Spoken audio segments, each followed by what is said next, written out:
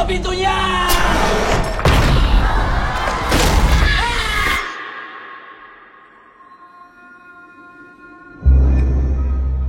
Adi, kamu di mana? Aku sudah dekat, yuk. Sebentar lagi aku akan menemukan dia.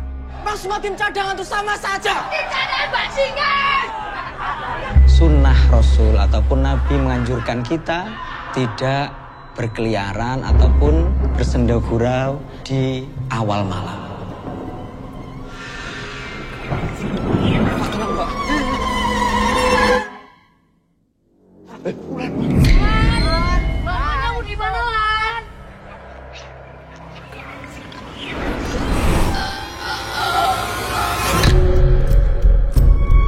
Dari 8 anak yang diangkut, yang 6 ini masih hilang, Mas, posisinya. Pas zamannya bapakku dinas di Jati Jajar, iku beliau pernah menangani kasus seperti ini. Emang di Jati Jajar itu ada apa? Buat apa kamu kesini? Kalau niatmu untuk menyelamatkan mereka sudah terlambat. Aku bersumpah akan membunuhmu. Mari kita lihat. Jika kamu tidak berhasil membunuh aku, akan kubunuh mereka semua dan kumakan jiwanya. Tutup pintunya!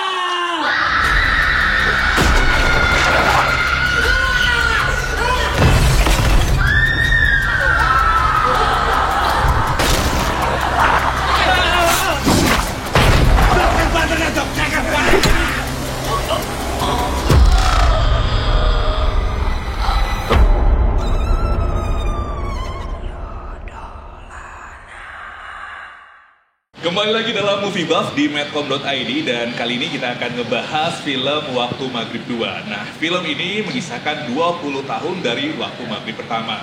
Tetap mengisahkan sosok Umu Sibian yang saat ini di film ini akan berburu anak-anak desa di Giritirto. Di studio kita sudah bersama dengan para pemerannya yaitu Anantia, Hai. kemudian juga Muzaki. Halo. Silakan. Sultan. Sama Gazi. Gazi. Oke, selamat datang di Movie Buff. Ini jadi kalau misalkan kita di awal itu filmnya ada teriakan-teriakan segala macam. Ini kan Umu Sibian. Siapa yang membangkitkan Umu Sibian setelah 20 tahun tertidur? Saya. Siapa? Ngaku. Berdua. Kami berdua. Gara-garanya kenapa sih sampai kemudian pada akhirnya si Umu Sibian itu harus memburu anak-anak desa itu? Kenapa? Kalau aku ya, kalau dari jujur ya. kalau dari perspektifku, karena aku kan tim cadangan dari satu klub bola bersama Yogo juga. Kami tuh baru kalah main bola. Terus kami disalah-salahin sama tim inti. Nih tim intinya nih. Ini tim inti. Terus ya kami nggak terima. Terus saat jalan pulang kami jadi nyumpahin gitu. Karena sempat berantem juga. Tapi kenapa masih harus nyumpahin sih? Apa sebenarnya yang membuat? Karena ngeselin banget. Kayak kami nggak ngapa-ngapain. Kami tim cadangan loh. Kan tim cadangan nggak main. Kenapa disalah-salahin? Itu. Jadi kita bicara soal sumpah menyumpah, kemudian perseteruan antara tim cadangan dan tim inti pertandingan sepak bola. Betul. Yang akhirnya timnya kalah. Yang pada akhirnya justru triggernya membangkitkan Umu Sibian itu. Dan tahu nggak sih pada akhirnya kalau misalkan sumpahannya kamu itu ke tim cadangan justru membawa dampak yang luar biasa buat desa Giritirto. Tanggung jawab loh. Tahu nggak ya? Nggak tahu. Langsung kesurupan soalnya. Kesurupan. Iya. Kalau kamu sendiri gimana? Kalau aku salah satu tersangkanya juga kamu? Iya, aku juga salah satu tersangkanya. Bulan ya, Bulan. Mengapa desa Giritirto dihantuin oleh Umu Sibian? Karena aku tuh bisa dibilang jealous sama Yogo, yaitu saudara aku, karena juga ngerasa dia beban di keluarganya karena dia ikut tinggal bersama dia dan ibunya, terus dia merasa terbebani. Terus Ulan ini emang orangnya ambisius banget. Saat dia lagi ngerjain tugas sekolah dia buat ke beasiswa, terus diganggu sama Yogo ini. Terus dia jadinya kesel. Terus akhirnya memuncak dan adalah di situ dia menyumpahi si Yogo ini. Oke.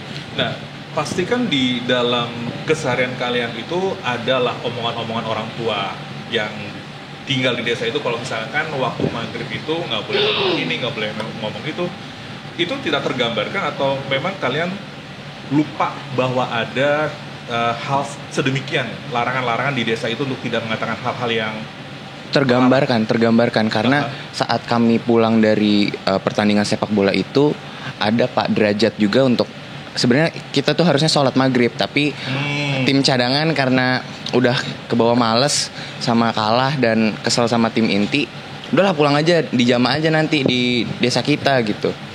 Dan bandel juga kan, makanya nggak nurut sama Pak Derajat gitu. Hingga pada akhirnya si Sibian itu muncul. Oke, kamu Yogo, kenapa bisa kalah? Karena dia. Karena kamu kalah, kemudian Sibian muncul. Iya. Si Sibian. Kamu aja. Akrab banget kayaknya. Sibian muncul. Ceritain deh soal karakter kamu sebagai Yogo. Kenapa? Sebagai Yogo, ceritain karakter kamu. Yogo ini anak yatim piatu yang dirawat sama budenya, ibunya Wulan. Maka karena kondisi ini dia tuh jadi tahu diri, jadi lebih kalem dan dia tuh beda lah sama anak-anak lainnya, kayak lebih penyabar dan lebih dewasa daripada anak-anak lain. Lebih dewasa. Yoi. Tapi peran kamu itu mendalami peran sebagai yatim piatu, terus kemudian harus bersinggungan. Ternyata Wulan sendiri sebenarnya menyimpan cemburu karena mungkin perhatian orang tuanya Wulan terbagi dengan Yogo. Betul. Itu tergambarkan nggak sih dalam keseharian? Sangat tergambarkan di awal film. Tergambarkan di awalnya. Tapi kamu ngebatin nggak sebagai kemudian kamu yang yatim piatu numpang hidup sama keluarganya, saudara lah gitu. Merasa ngebatin nggak sih? Iya sih seharusnya. Iya. Karena ada di scene dia tuh ngerasa nggak enak sama Wulan. Terus karena Wulan disuruh nganterin minuman gitu, dia ketinggalan, kayak Wulan udah kesel banget, terus dia jadi ngerasa guilty gitu. Dan kamu ngerasa bahwa salah satu penyebab kemarahan itu adalah memuncaknya kemarahan Wulan terhadap kamu. Iya. Oke. Kemudian kamu berperan sebagai Dewo. Oke, ceritain soal Dewo. Dewo nih sahabatnya Yogo. Lanjut dong. Jadi Dewo ini orangnya tulus, terus loyal sama teman. Tapi mungkin Yogo kadang-kadang nggak percaya karena Dewo suka sama Wulan, sepupunya Yogo. Jadi ada bumbu-bumbu. Kamu dari awal udah tahu kalau Endro tuh sebenarnya nggak tulus sama pertemanan Dewo tuh nggak. Dewo tuh nggak tulus pertemanan dengan Yogo. Agak curiga aja sih. Kenapa? Awal mulanya kamu curiga sama? Nggak diceritain ya. Tapi apa? Diliatin juga kok. Diliatin. Apanya? Ada kok. Ada hal-hal yang kelihatan banget nggak sih kalau misalkan si Dewo jadi nggak fokus main bolanya. Nah itu kan. Oh iya. Itu juga salah satunya. Ceritain. Dong lagi jangan aja. Kamu tuh lagi diwawancara. Oke. Ya pokoknya si Wulan ini kan nganterin minuman aku yang ketinggalan. Terus si Dewo ini salfok karena ngelihat si Wulan. Oke. Nah dari situ dia kayak diem, terus dicederain sama tim lawan, makanya dia dikeluarin, aku yang ganti, makanya timnya kalah. Jadi kalau kita sebenarnya masalahnya itu bukan si Umunya ini sih sebenarnya, masalahnya di kamu.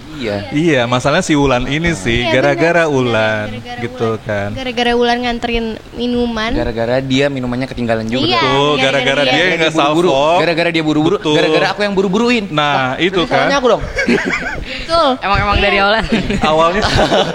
Tapi menarik nih, karena kalian kan masih belia lah ya, kemudian masuk dalam film yang cukup menyeramkan dan juga mungkin ada pesan-pesan sosial di situ kan. Dalam artian anak-anak memang kalau misalkan maghrib tuh nggak boleh keluar, tapi kamu sendiri melanggar, mesti harus sholat tapi tidak kan pada akhirnya. Nah kemudian bagaimana cerita ini kemudian terbangun sampai pada akhirnya ada keluar sosok Adi dari waktu maghrib yang sebelumnya. Adi bisa cerita?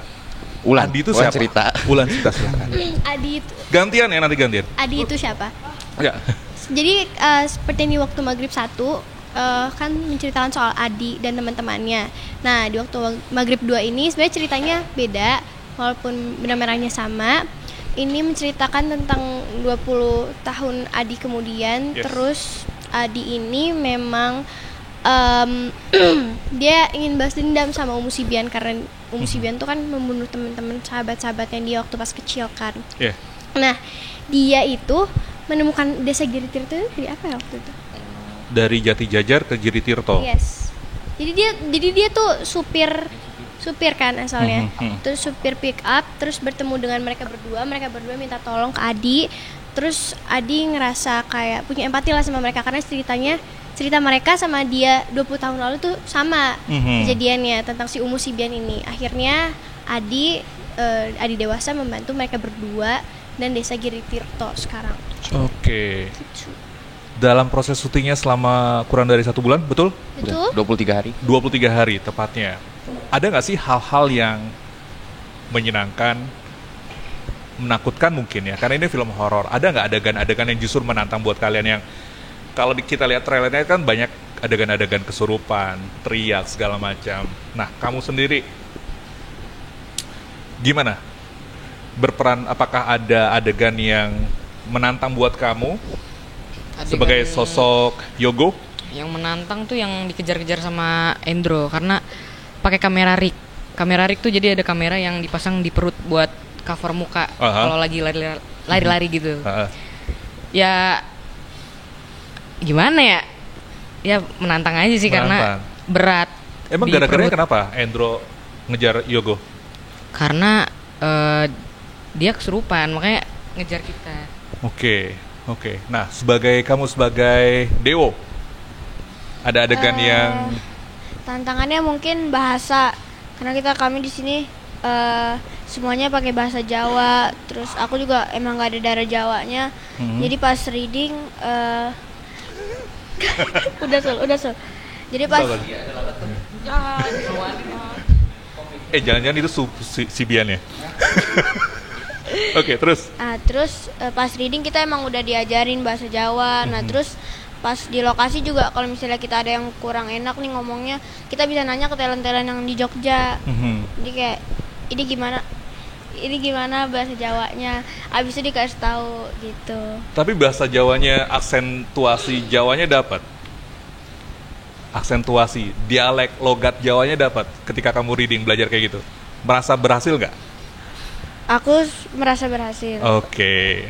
Tapi memang lokasi syutingnya itu total ada di Yogyakarta. Dan itu yang pada akhirnya menuntut kalian untuk bisa berdialek logatnya Jawa. Itu kan jadi tuntutan yang agak sedikit berat juga kan, karena nggak cuma sekedar mendalami karakter kalian masing-masing, tapi kalian juga menyelami kehidupan di Jawa, pun juga aksentuasi Jawanya juga dapat seperti itu. Proses reading merepotkan? Merepotkan. Atau menyusahkan, atau ada tantangan? Membantu malah kalau buat aku. Om Tata gimana? Om Tata itu adalah, bisa aku bilang, salah satu sutradara yang memberikan kebebasan untuk kami para aktornya untuk mendalami peran. Benar-benar sebebas itu. Kayak kami cuma dikasih jalan dan terserah kami mau jalannya kayak gimana. Sebebas itu, bahkan sampai potongan rambut pun aku ikut serius? Sedetailing gitu? Ikut mengambil peran untuk mau dibuat kayak gimana sih si Endro ini.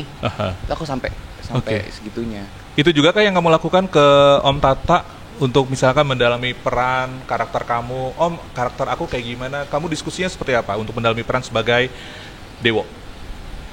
Om Tata sih emang kalau ngobrol sama kita juga emang kayak dianggap teman sendiri. Terus udah dong. Terus ya dia banyak ngasih tahu pas reading kalau karakternya begini, tapi dia ngasih kebebasan juga untuk mainin karakternya gitu. Kamu? Sama sih. Jangan sama, harus kreatif. Pertanyaan jawabannya masih harus beda. Gimana? Ada hal misalkan ada satu scene yang mungkin buat kamu agak sulit memahami alurnya, kemudian juga mimiknya, aksentuasinya, tapi kamu perlu harus intens diskusi sama Om Tata. Bagian yang mana tuh? Scene yang paling sulit buat kamu selama durasi film Waktu Maghrib 2 itu, yang kemudian kamu harus belajar benar-benar intens. Apa ya? Itu sih paling dikejar-kejar, karena aku emang kayak jarang olahraga juga kan. Makanya kayak Kalau lari juga suka capek. Terus ya disuruh lah pelan dan diarah-arahin. Oke. Dan agak bingung juga sama koreonya. Iya, dan apa? Dikasih tahu juga koreonya nanti begini gitu. Benar-benar dikasih tahu sama Om Tata sampai kemudian berhasil. Oke. Nah, apa? Silakan. Tadi kan ada pertanyaan soal pengalaman seru atau serem atau menyenangkan. Aku bisa bilang dan aku yakin mereka juga semua setuju. Apa? Kalau syutingnya itu benar-benar menyenangkan. The whole process tuh kita tuh having fun banget. Benar-benar kayak lagi main. Jadi selama 23 hari syuting, buat aku sih aku nggak ngerasa ada beban sama sekali. Karena bener-bener ya udah kita main-main tapi tiba-tiba nanti udah ada karya aja. Gitu. Seseru itu. Dan kalau untuk hal-hal serem buat aku malah nggak sempet kepikiran karena saking kebawa suasana serunya, nggak sempet mikirin hal-hal mistis atau hal-hal yang horor gitu. Nih, mostly di kalian ini kan ada yang mau ditambahkan? Enggak. Habis kamu ngeliatin aku. Mostly di film ini kan kalian tuh kerasukan kan. Dan bagaimana kemudian kalian tuh bisa memastikan bahwa ya kalian tentu belum pernah punya pengalaman yang kerasukan segala macam. Tapi bagaimana kemudian bisa meyakini penonton kalau adegan kamu tuh real, adegan kamu baik-baik aja. Observasinya tuh kayak gimana? Aku bisa dibilang 85% Andrew yang aku mainkan adalah Andrew kesurupan. 85%. Nggak ada dialog dong? Teriak-teriak. Oke. Enak ya, teriak-teriak doang dapat duit ya. Hilang suaranya tapi. Oke. Terus? Kalau cara mendalaminya, cara observasinya adalah yang pasti kita dibantu juga. Ada acting coach namanya Om Agus. Kita ada satu sesi yaitu pembentukan wujud kesurupannya karakter masing-masing. Beda-beda? Jadi benar-benar beda-beda. Karena nggak mungkin semuanya sama dong. Jadi kalau aku ada yang mungkin lebih bongkok, ada yang melihatnya gimana, senyumnya gimana. Itu benar-benar ada satu proses yang ngebentuk wujud itu, looks itu. Oke. Penonton pun juga bisa ngelihat perbedaan switch on, switch off ketika kamu jadi Andrew, ketika kamu kesurupan. Dan itu sangat membantu karena jadi kayak hitam putih banget. Saat Andrew masih biasa tuh putih banget, saat kesurupan hitam banget gitu. Oke. Kalau Wulan sendiri ada satu scene yang di trailer yang Om pikir bukan agak menakutkan banget ketika kemudian yang bagian hitamnya hilang, cuma putih doang. Itu kamu observasinya gimana? Gak mungkin kamu, aku mau cari orang yang kesurupan pengen observasi gitu. Seperti yang tadi Muzaki bilang, Om Tata tuh sangat membebaskan kita pemain-pemainnya untuk untuk belajar dan mendalami karakternya masing-masing. Terus juga waktu itu aku di sini itu dituntut untuk kesurupan yang beda sama dia. Kalau aku tuh yang benar-benar teriak-teriak yang liar banget. Kalau dia justru kebalikannya, dia yang diem. Dia yang diem, natap doang, kosong. Dan aku juga nggak pakai make up prostetik yang kayak serem-serem hantu-hantu gitu. Prostetik muka. Oke. Yes. Jadi itu sebenarnya tantangan terbesar aku. Terus Om Tata waktu itu waktu pas di proses reading, Om Tata punya video gitu orang cuman sebuah karakter yang kayak creepy, referensi creepy tapi dia cuman diem aja tapi dia udah serem banget. Nah, Om Tata itu kasih aku referensi itu, terus dibantu selama proses reading sama Om Agus membuat si karakter Wulan kesurupan ini sampai akhirnya pas syuting yaudah aku karakternya Wulan kesurupan seperti itu. Aku mau ke Dewo nih. Real kamu kan berbanding terbalik nih dengan karakter kamu, betul kan? Enggak, sama-sama penakut dia. Enggak. Biarkan dia jawab. Oke. Kasian banget sih Jan. Dibully dia. Oke. Karakter kamu kan berbeda, terbalik banget ya antara kamu yang real dengan yang Dewo. Nah, sementara juga ada adegan yang kamu juga kesurupan seperti itu kan. Gimana tuh cara kamu kemudian harus switch on, switch off, terus kemudian harus membangun karakter yang berbeda sama sekali dengan real kamu yang di kehidupan nyata? Mungkin karena pas waktu reading kita juga ada pendalaman karakter, terus dibantu juga sama acting coachnya Om Agus. Jadi pas syuting kita juga alhamdulillah udah lancar semua gitu. Udah lancar semua? Iya. Bagus actingnya? Semoga bisa diterima. Om Tata pasti senang atau gimana? Ada semacam kritikan atau masukan feedback dari Om Tata? Apa ya? Oke lah ya. Yogo gimana? Kalau misalkan karakter kamu yang mungkin sendu karena secara batin kamu tuh yatim piatu, tinggal dengan orang yang bukan orang tua kamu, terus kemudian kamu harus membangun karakter yang mungkin berbeda dengan real kehidupan kamu, tapi kemudian juga kamu ada adegan-adegan serupan itu. Bagaimana kamu bisa switch on, switch off-nya itu? Kalau untuk karakter Yogo ini mungkin hampir sama aku, jadi lebih gampang lah buat menyatukan aku sama Yogo. Tapi kalau yang kesurupannya itu karena kebetulan aku nggak ikut pas reading kesurupan itu, mungkin aku ngelihat kayak dari Muzaki kesurupannya gimana, Gazi kesurupannya gimana, mungkin aku lihat dari situ. Jadi aku kayak hampir sama sih sama mereka ini, cuman aku lebih kayak kalau Muzaki kan yang liar dan kalau aku tuh yang lebih chill. Kita cuman kayak ngikutin aja, kayak ya gitu sih, cuman ngikutin sama kayak gitu. Jadi aman-aman aja lah ya kamu dari proses reading segala macam, atau mungkin dari proses perekrutan kamu sebagai Yogo juga cukup aman, atau perlu harus casting dengan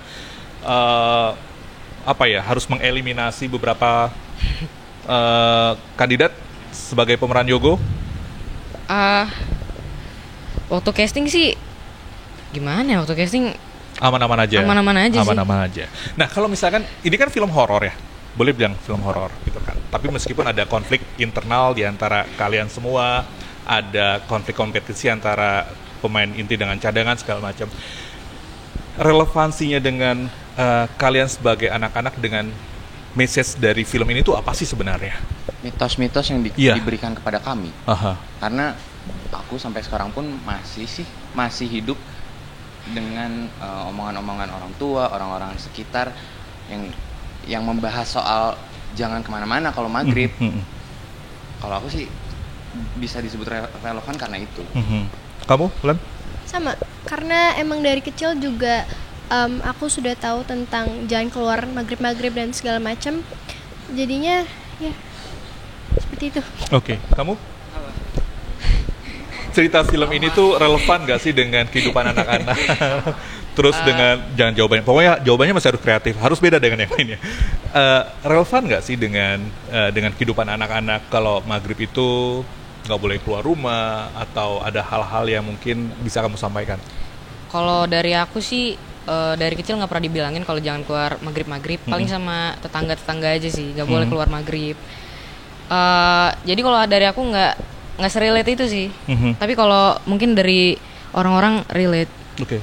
Tapi Dewo, kamu percaya nggak sih kalau misalkan, atau kamu mungkin pernah dengar bahwa memang cerita itu tuh mitos tentang waktu maghrib itu anak-anak tidak boleh keluar rumah? Sampai sekarang sih mungkin masih percaya nggak percaya ya. Soalnya aku emang dari kecil juga udah dibilangin kalau maghrib masuk rumah sholat. Terus banyak juga yang bilang kalau misalnya keluar atau main di waktu maghrib bisa diculik sama setan. Tapi sampai sekarang sih aku emang kalau di waktu maghrib emang aku jarang keluar di rumah. Oke. Ulan, kamu tanya biar dia jawab, biar dia fokus. Kan gara-gara dia nggak fokus itu kan yang kemudian kan. Sekarang dia juga nggak fokus lagi. Gara-gara kamu, memang gara-gara Wulan sih sebenarnya. Oke. Terakhir nih, kamu merasa nggak sih kalau film ini tuh punya pesan buat penonton? Apa pesan buat penonton ketika nonton film ini? Yang pasti menekankan bahwa maghrib jangan keluar rumah dan harus berhati-hati dalam berkata, bersumpah serapah seperti itu, karena nggak ada yang pernah tahu kalau misalnya itu bisa terjadi beneran loh. Oke. Jaga sikap, jaga sikap nurut sama orang tua, nurut apa yang orang bilang gitu. Iya sih kalau aku bilang. Kamu abis ini ya jawabnya. Harus paling bagus. Harus paling bagus. Oke. Jadi sementara Endro menjawab, kamu berpikir dulu jawabannya apa? Oke, siap. Oke. Kalau aku sih yang paling bisa ditengenin jaga sikap. Oke. Oke. Terus apa lagi? Lagi ya? Iya, itu kan salah satu. Maksudnya kalau generalnya jaga sikap. Oke. Dewo. Jawab. Nurut sama orang tua, kalau dibilangin jangan keluar waktu maghrib, gak usah keluar. Terus omongannya dijaga, tata keramanya. Sudah. Sultan Hamonangan. Ayo. Sultan Hamonangan. Sultan Jenius Hamonangan. Jago banget merangkai kata. Dia tuh bisa puitis. Saking puitisnya. Sekarang dia bisa bikin puisi tentang waktu maghrib 2. Coba. Apaan sih? Oke. Ayo dong, puisi tentang waktu maghrib 2 dengan arti film ini, apa yang bisa diambil tapi dijadiin puisi. Dan juga jangan lupa aksen memuji Om Tatanya. Karena Om Tata ada sutradara the best pokoknya. Silakan. Gak bisa sumpah, apaan sih Mus? Mungkin lagi tegang kalau Oh, cara ini udah Yogo nggak bakal percaya. Itu cara kamu untuk bisa menaklukkan Ulan. Berarti harus Ulan yang ngomong. Oke. Film ini akan tayang tanggal 28 Mei 2025. Oke, selain di Indonesia akan ada rencana untuk tayang di luar? Belum tahu.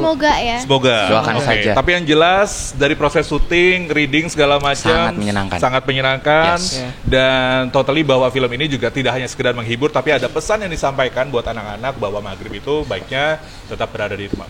Terima kasih. Wulan, Endro, Dewo, Yogo. Dia masih belum ngasih kata-kata tuh. tadi. Kita masih nunggu dia. Iya, ayo. Jadi Masih apa? udah lupa loh, dia udah lupa Cok. Pesan yang bisa kalian ambil di waktu maghrib 2 itu sangat banyak. Yes. Silahkan. Banyaknya apa yang tahu Sultan Hamonangan? Silakan Sultan. Hamonangan. Mus apaan sih? Ayo dong. Gak tahu. Semua udah nungguin ini. Ini Kakak-kakaknya 3 di juta belakang penonton nih. kamera Nih, yang nungguin. nonton di TV. Tadi Kami juga nungguin. waktu briefing Om sudah mengatakan bahwa wawancara ini akan berlangsung 2 jam. Nah, Jadi kita baru setengah 30 jam menit nih. sisanya adalah waktunya kamu. Iya. Puisi kamu, nggak apa-apa, bisa. Ayo. Terserah berapa paragraf, kami nungguin kok. Kami nungguin. Kamu mau bikin tahu dulu itu sekarang juga nggak masterpiece. apa-apa. Ya. Ya, mau dikasih waktu Mus berapa? apaan sih? Baiklah. Udah emosi banget. Udah. Oke. Itu tadi wawancara Movie Buff bersama para pemain Waktu Maghrib 2 yang akan tayang di bioskop Indonesia tanggal 28 Mei 2025. Semoga perbincangan kami Movie Buff di medcom.id ini bermanfaat buat kalian di Movie Buff, dan kita akan ketemu kembali di Movie Buff pada episode berikutnya. Saya Prihadi Adi ucap terima kasih dan pamit undur diri. Sampai jumpa. Dadah. Dadah. Yuk dolanan. Terima kasih semuanya.